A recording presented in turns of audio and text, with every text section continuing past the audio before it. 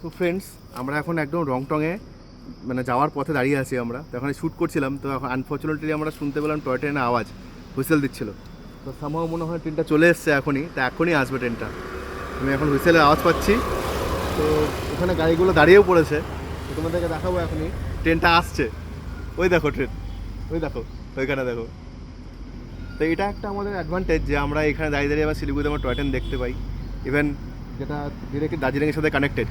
দেখো এখানে, এই দেখো, এত লাগবে।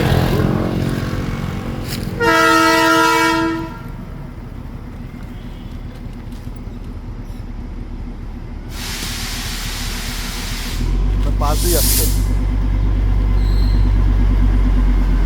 একদম পাশ দিয়ে যাচ্ছে সামনাসামনি।